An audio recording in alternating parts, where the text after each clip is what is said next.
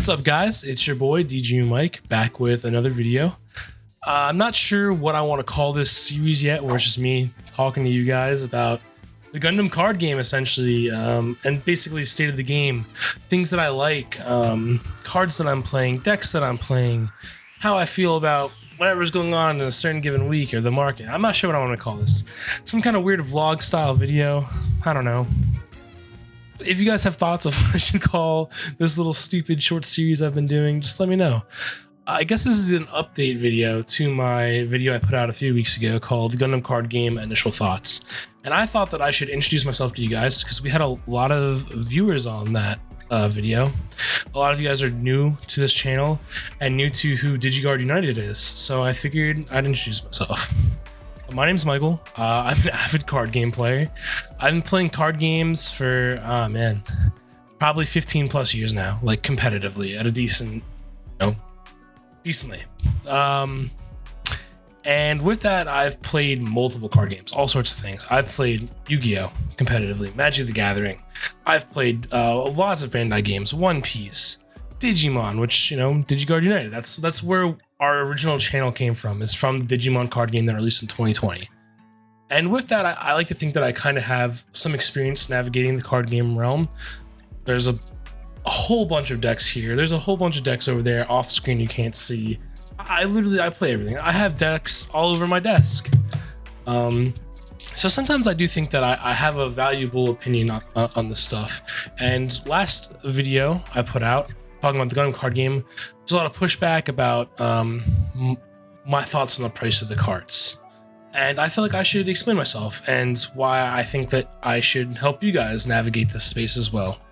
As someone who's been playing Bandai card games for the last 5 years or so, these prices for singles are not the norm, especially for the LR prices that people, when that video came out, there are some expensive LR prices. They're still pretty pricey, but they've come down a decent amount since, right? I had a lot of people commenting like, hey, I play this game and these are so cheap compared to the card game I play, blah, blah, blah. Guys, I played Legacy in like Magic the Gathering. I know what expensive cards are. I have dual lands. I've sold dual lands. I've sold lots of Magic cards in my life. My dad owned a card shop when I was growing up. Trust me, I know how expensive these other card games are.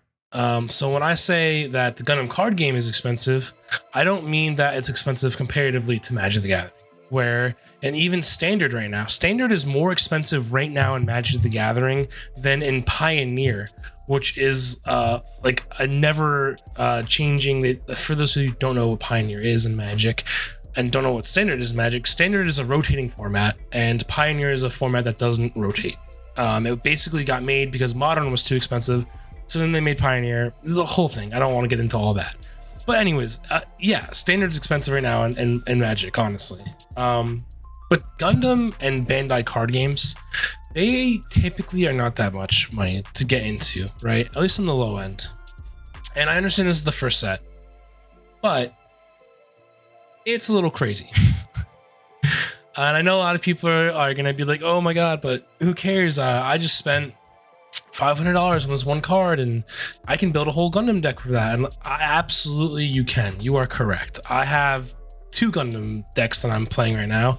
I'm playing blue-white blockers with the unicorn package, and I'm playing Pepsi Ping or Cyber New Type, whatever you want to call it, blue-red Cyber New Type. They're pretty expensive decks right now, actually, comparatively for this card game. I just don't think that will end up being the norm. When you take a look at One Piece, or when you take a look at Digimon, or any other Bandai card game, these prices are a little crazier now. They're gonna come down. What happened, and I feel like maybe I didn't explain myself properly in the last video, is that when your LGS orders from their distributor, they have to put in an order to these distributors 8, 9, like a long time in advance, like 8 months, 7 months in advance, okay? Bandai knows what the demand is for these card games way before they actually get released to us. They know how much of the set they have to print. They just, for some reason, They chose not to. I know that there's a lot of people that are going to say, well, look at what happened with Battle Spirits. Battle Spirits was an unknown IP to the US marketplace, right? In Japan, huge IP, very marketable. For the US, no, not so much at all. So I understand why people are like, oh, well, BSS failed. They're scared to do that, blah, blah, blah, blah, blah. BSS failed because it wasn't a marketable IP here. Gundam is huge, very marketable. I mean, it's one of the biggest franchises Bandai has their hands on, frankly. And again, they knew the demand for the product way in advance because stores have to put in how much product they want way in advance. Okay. I'm not gonna sit here and push some weird like conspiracy theories, but in my opinion, I think that Bandai was like, let's create some hype for this card game because they're going to be dropping a second wave soon. Stores that were already confirmed to get second waves have already received emails from Bandai and their distributors about it. I think what happened is they purposefully were like, let's chill on product for now, build some hype for the game, and then we're gonna restock everything, which they're doing. They do it with a lot of card games. They do it with One Piece pretty often.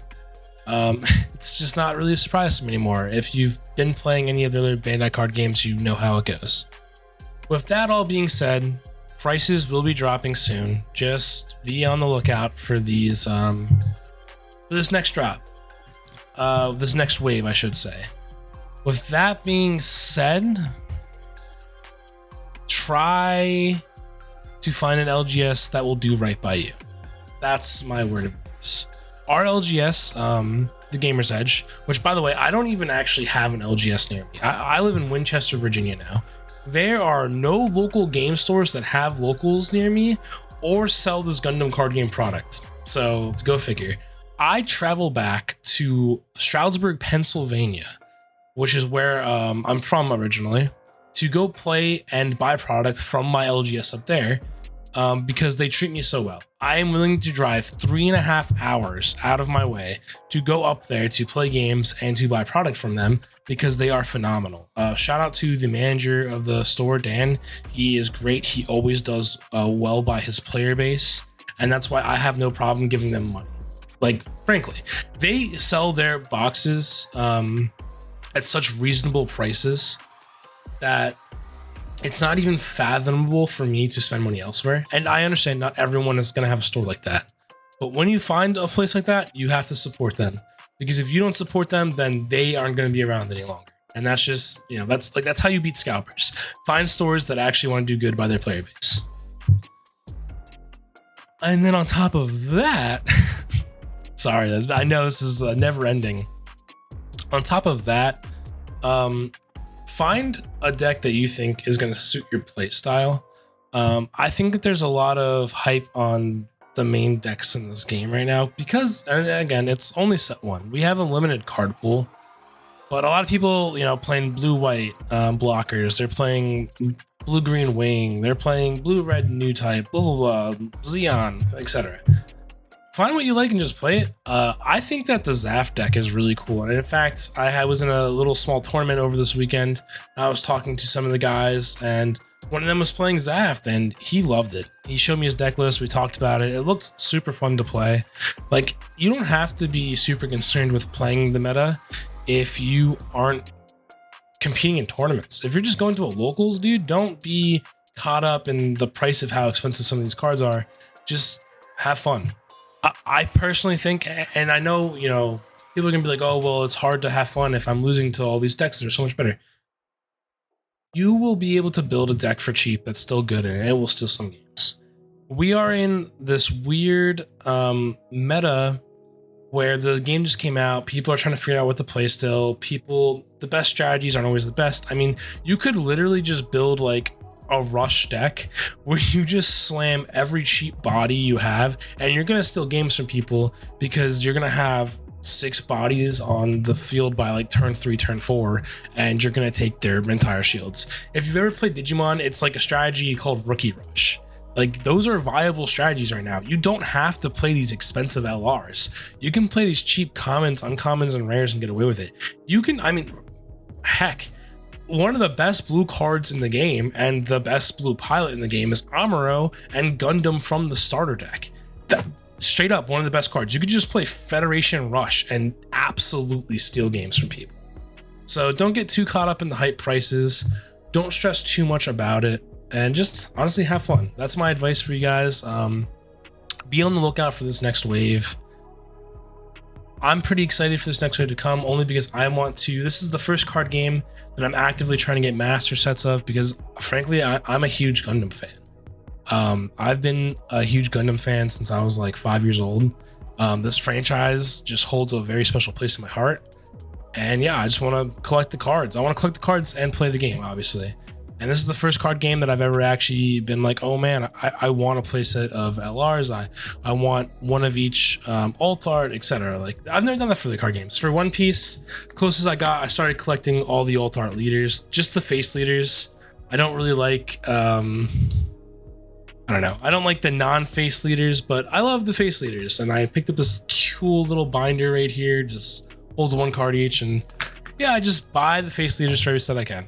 And for Gundam, I'm gonna just try and buy one of each alt art LR because I think it's cool. Also, side note, completely, this game might have the best foiling and like base rarity cards I've ever seen in my life. Like, the LRs are insane in this game. The legendaries, just the base arts, not even the LR pluses, but the base arts look nuts.